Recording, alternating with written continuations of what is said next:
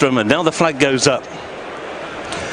And so for the first race on St. Patrick's Thursday, it is now post time. The flag is raised, and the runners creep forward towards the tape. They're still about 100 yards or so behind the starting tape at the moment, as they move around the first of the three fences in the starting chute, not used for the 2.5 miles, will be used for the Ryanair a little later on in the afternoon. All clear is given.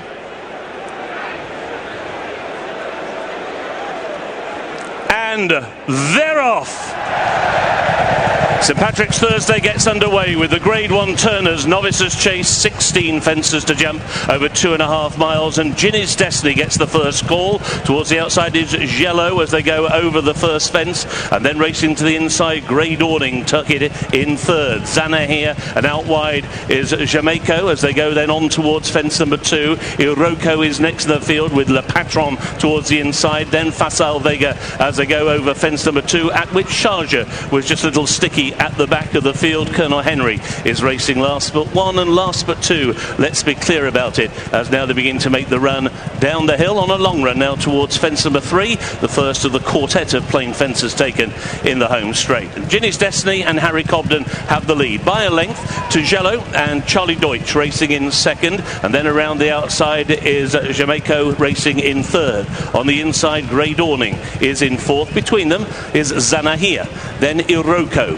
followed next by Fasal Vega, and on that one's inside Le Patron as they go over the first fence taken in the home straight. At that fence, Fasal Vega wasn't that slick, wasn't certainly as quick in the air as some, still racing in front of Let's Be Clear About It, and then Colonel Harry, and at the back of the field is Charger as they go over the next, which was fence number 4, and they all jump that one well. A slightly longer run now as they come up towards the two fences, which will be the second last and the last in a circuit's time in the Grade 1 Turners Novices Chase, and it is Ginny's Destiny who still has the lead over Djelo, who races in second as they rise at fence number 5. A slight mistake on the outside by Jamaico as they now go on towards fence 6, which will be the last in the circuit. Ginny's Destiny leads by just over a length to Djelo racing in second. Grey Dawning jumped it big and bold racing in third position as they come up past the stands and go out into the country with a circuit to go. Fasal Vega at the moment parked towards the inside, racing with only 3 behind as they go towards halfway. They're led towards halfway by Ginny's Destiny, and it's now opened up a 2-length break over Grey Dawning, who races towards the inside of Djelo. A further couple of lengths to Zanahia, who is on the inside of Jamaico. After Jamaico is Iroko on the outside of Le Patron, and then Fasal Vega. After Fasal Vega, Let's Be Clear About It towards the outside. Colonel Harry is still last but one, and Charger is still held up by Patrick Mullins as they go over the first of fences taken down the back straight, and at that fence Le Patron was just nudged away from it by David Noonan.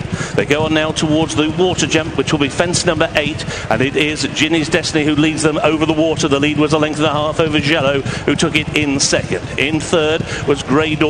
Then towards the outside is Jamaico. After Jamaico, on the inside races Zana here, and between them Iroko as they go over an open ditch. Just 2 ditches in the race. That was the first of them. They're all safely over a new back marker. Colonel Harry is now just being nudged along. He is now last. Charger last but one. The next plain fence is fence number 10. Fasal Vega was low. Le Patron hit it very hard. So now they make the dog leg turn going up the hill and on now towards the 11th, which is the final open ditch. Ginny's Destiny and Djelo towards the outside are the first 2. Grey Dawning took it in third. They've now got a break of about 4 lengths opening up to Zanahia, who is now into a clear 4th position. Iroko is now into 5th. Fasal Vega is in 6th, and they're being followed then by Charger, who is trying to pick up as they take the fence as they rise towards the top of the hill. They've got 4 more fences to take in the Grade 1 Turners Novices Chase, and it's Harry Cobden and Ginny's Destiny who still have the lead. Djelo and Charlie Deutsch in second. Harry Skelton as Grey Dawning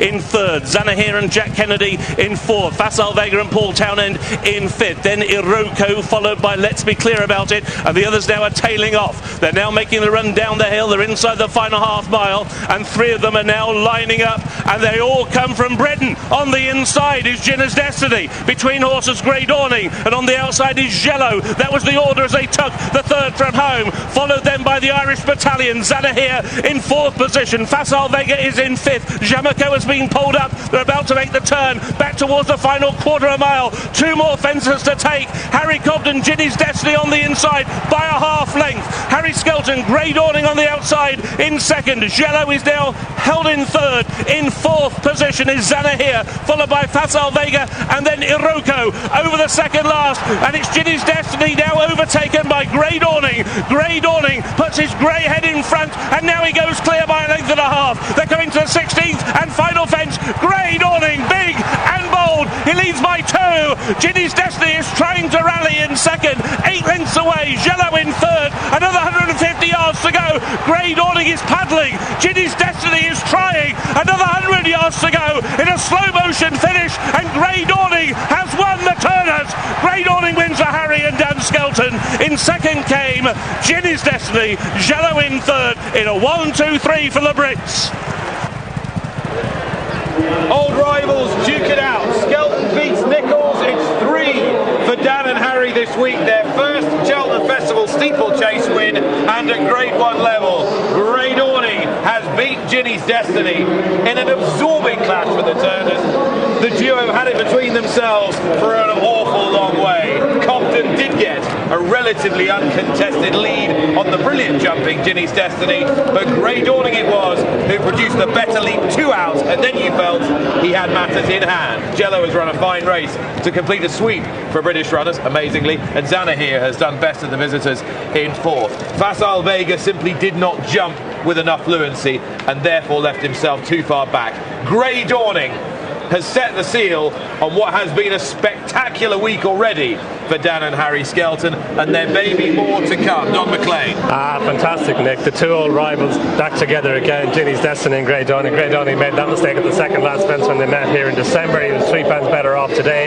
He got to within 3 parts of a length of him then. They've both gone on and won since then, and it was some tussle between the 2 of them. And the run down the hill, Djelo ran a massive race as well at a big price. He was in there with them until they got to the 3rd last fence. He just cried enough there, and Grey Dawning in behind. Ginny's Destiny got in a wee bit tight to the second last fence, and maybe that was just the kind of a fence that he needed to jump well in order to keep his chance alive. But Grey Dawning, he was strong. And you felt that Grey Dawning was just beginning to outmuscle him at that crucial point. I think you did, yeah, but if you rewind to earlier on in the season and the second